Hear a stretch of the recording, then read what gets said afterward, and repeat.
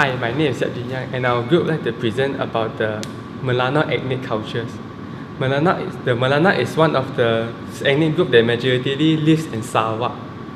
The population of Melanau are around 138,500, and they are the fifth largest ethnic group in Sarawak, right after Malays, Chinese, Iban, and Bidayo. The Melanau are considered to be one of the earliest ethnic group that settles in Sarawak. The name Melanau was only recently used to refer as themselves, as they call themselves as Aliko, which means river people before. The legend says that the name Melanau was given to them by the Malays of the Brunei, which possibly means as the coast dweller. In the 19th century, the Melanau lives on the coastal area between the city of Bintulu and the Rajang River. For current, other than the original place that they were living, they also lived at the Rajang Delta coastal area. Hi, my name is Prishita and I would like to speak about the language practiced by the Melanau people. The language spoken by the Melanau people is known as the Melanau language.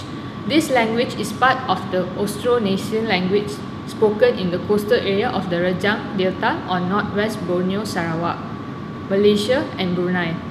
There are approximately a number of 110,000 native speakers present today. There are several dialects to this language such as Muka Oya, Balinggian and Dalat, just to name a few. However, most of the Melanau people use the dialect from the Muka area to communicate with those from other dialects. It is also believed that in the olden days, as a result of migration from Cebuano, Philippines to Melanau, the Melanau language is influenced by one of the languages spoken by the Visayan community known as the Cebuana language. The Melanau language have been divided into following 5 groups. The first group is known as Central, which consists of dialects from Muka Oya, Balinggian, Bruit, Dalat, Igan, Sarike, Segahan, Perhan, Segalang, and Siting. The second group is known as Matudaro and the third known as Kanowit Tanjung. The fourth group is known as Sibu and consists of dialects from Seduan and Banyok. Finally, there is a group which is extinct in the present day known as Seru. Here are some examples of words in the Melanau language. The word shy is known as miak in the Melanau language, happy which means mana, sad or troubled which means susah or nasing, like which means suka, and surprise which means kelejit. To get a better understanding on how the language is spoken by the natives, here is a song sung in the Melanau language.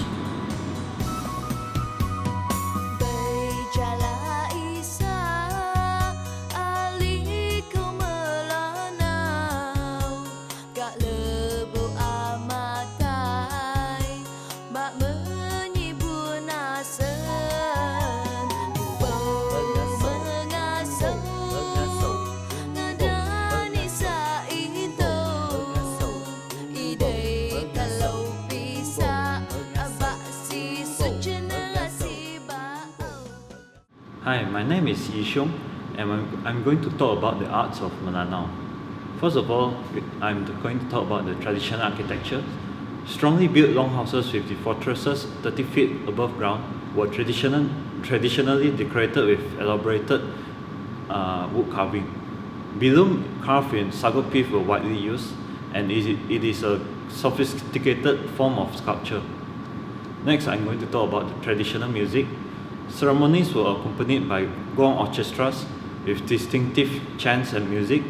Bands recited and sang epics, legends and myths of considerable poetic merit at ceremonies or simply for entertainment. Next, I'm going to talk about traditional dances. There are 2 dances performed by Melanau: Alu-alu dance and bamboo dance. The traditional alu-alu dance is another way to preserve their culture of posterity, and bamboo dance involves jumping steps, and dance is a display of skill of the dancers maneuvering their feet in and out so as not to get their feet trapped by the bamboo. The 2 bamboo poles are usually approximately 6 feet long and are held by two dancers that are beat together and over a shorter length of bamboo, or creating an interesting rhythm. Sometimes 4 poles are even held by 4 dancers. The tempo can be further increased to display the skill of the dancers. Among the musical instruments used are the gong and bamboo. Both are percussion instruments that provide the rhythm for the performance. Visitors could see these dance performed by the Melanau people under Toll House at the Sarawak Cultural Village during certain times. They also perform this dance at the main cultural show. Finally, I'm going to talk about the traditional handcraft. First of all, traditional Melanau headgear called terendak is usually worn by women folks. The conical shaped sun hat is made from sago palm strips and leaves reinforced with rattan strips. Lastly is the statues. The Melanau Dukun has an elaborate system of ceremonies for curing all the illnesses. The more serious the illness, the more complicated the ceremonies. If all effort fails, he will perform a Brayun ceremony which can last 5 to 9 nights. In such ceremonies, spirit statues are present. The Melanau traditionally believe that most sicknesses are caused by supernatural elements, and they can identify more than 40 men such spirits. In its early stage, the sickness is usually dealt by the Dukun, an expert in herbal cures and magic charms, who would also prescribe medicine. If the sickness persists, then an expert would be invited to carve sicknesses image in sago pith called bloom. After the appropriate spell is cast over it, and a mixture of chilled butternut, siri leaves, and lime spat at it, the spirit is said to have left the patient and entered the image. After water has been poured over the image and patient, recovery will take place, and if the diagnosis has been correct, the spirit would remain in the image for 3 days, which it would be taken to the proper habitation of the spirit, the jungle or the river. Hi, I'm Jun, and I would like to introduce you to the music of the Melanau. For the Melanau, music and dance are both intertwined in their daily lives, and they are very much related to one another. As Eddie said just now, one of the important dances is the Alu Alu dance. The Alu Alu dance can be danced in many occasions in their lives, but most commonly it is danced during mourning when someone passes away. It is usually performed by friends and relatives of the deceased to help relieve the family of sorrow. It usually involves balancing on bamboo poles, and it is danced by showing the daily lives of the Melanau. In this Alu Alu dance, bamboo poles and the rebana both are used heavily as part of the music. A rebana looks something like this. As you can see, there are a few variations, but all of them sound similar with just different pitches. Bamboo poles, as said previously, are also used heavily in the Alu Alu dance, as can be seen over here.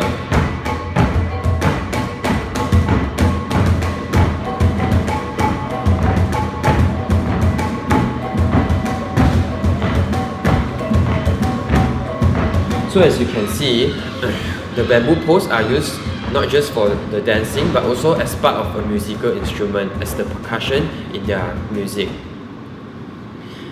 Another part where music is evident in their daily culture is the Pesta Kaul. The Pesta Kaul is an annual festival celebrated to appease the spirits of sea, of the land, and the farms. So this festival is usually celebrated by filling a boat full of food as well as offerings, and then the Melanau people will sail these boats along the river or out to the sea while playing a gong orchestra. So this gong orchestra can be heard over here.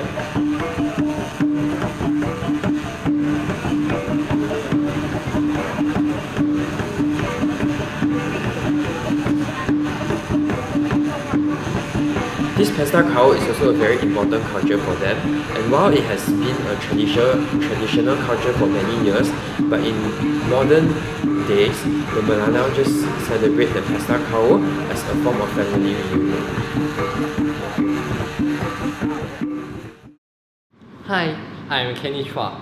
So, after the explaining of music of Melanau ethnic group, let's move on to their food culture.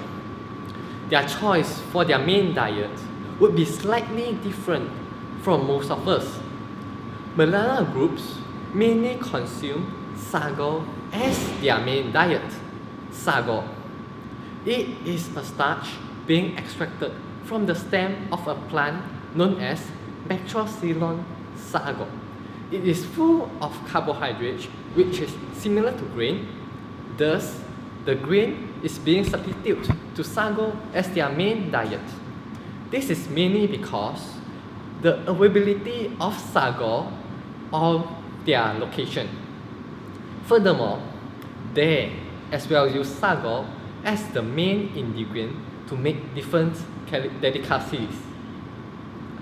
Terbaloi is a kind of crackers made using sago as the main ingredients mixed with sugar, coconut, as well as eggs.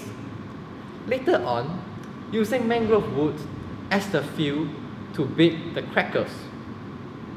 The reason they use mangrove wood as the fuel is because of its special ability to be able to burn slowly for a long period of time. With Melanau groups staying near the sea, they are blessed with seafood all the time, various kinds of seafood.